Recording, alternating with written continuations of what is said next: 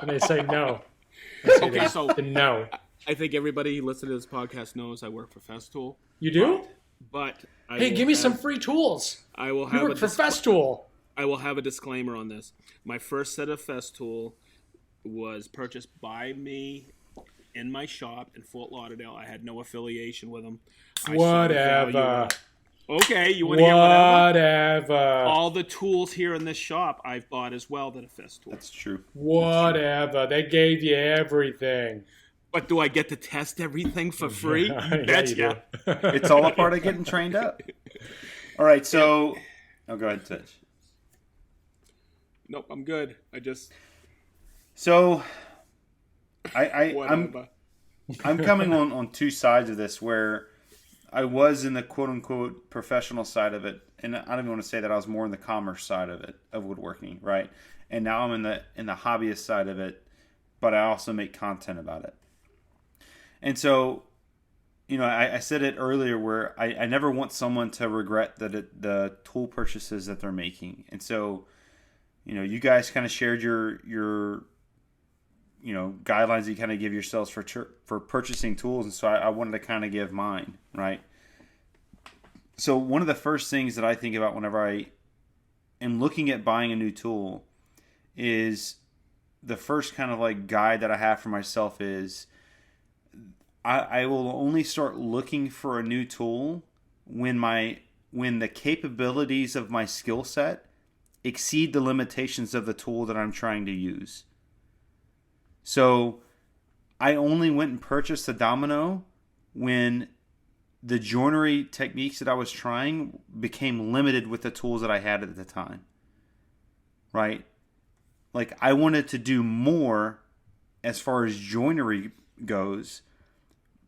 And what I wanted to do, what I was capable of doing, and what I wanted to do was limited by the tools that I had at the time, present, right? And so I was like, okay, now I'm ready to buy a domino.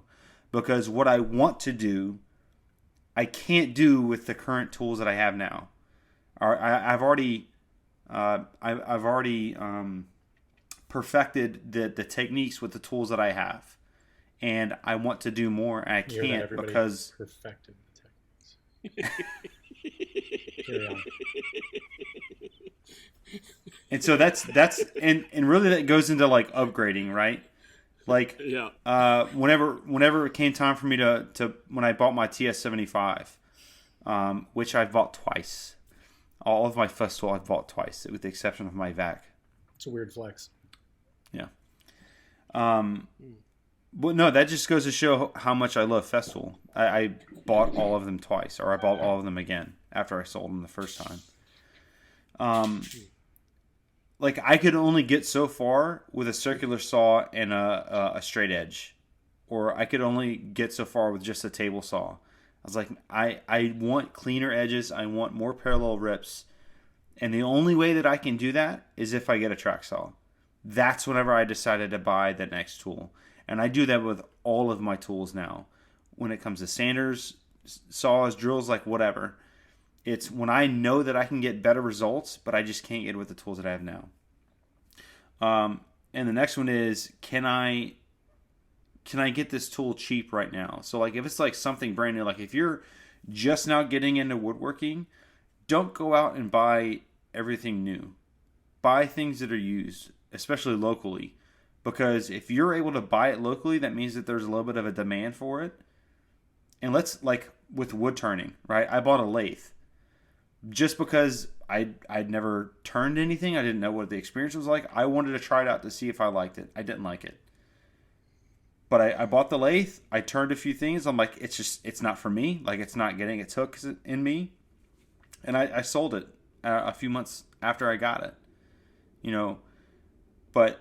I bought it used and I sold it used. I think I spent $20 total after buying it and then reselling it.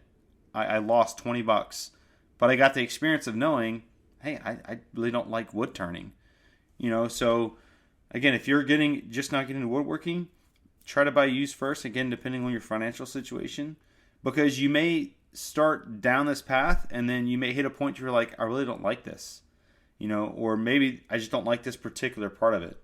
Maybe you're more about CNC work or laser cutting or hand tools only or power tools only.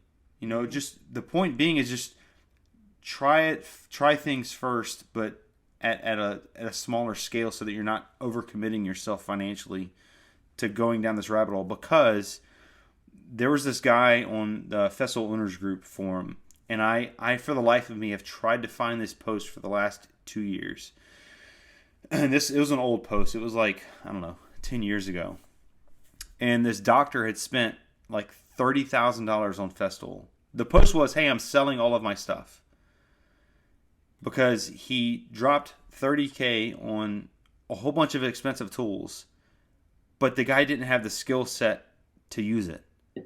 So he thought that expensive tools were going to make him a good woodworker, when it's really the opposite. It's good skills that make you a good woodworker. That's not true. No, that's not true. You buy the expensive tools and you're a professional immediately. It's a fact. It's science, Ben. Do you know how many people Ben, I have heard that story so many times over the years. I have seen it. People think that they want, or they would like, when they retire, to be a woodworker and do woodworking. So they buy for like 2 years. They retire at 65, and they sell everything at when they're 66, because they didn't realize, boy, there's a lot of work in this woodworking. Yeah, well, it's 90% work, 10% wood. It's interesting that you brought that up, because I just saw on the Festival Owners Group a post. You may have seen it too, because I know you're on there.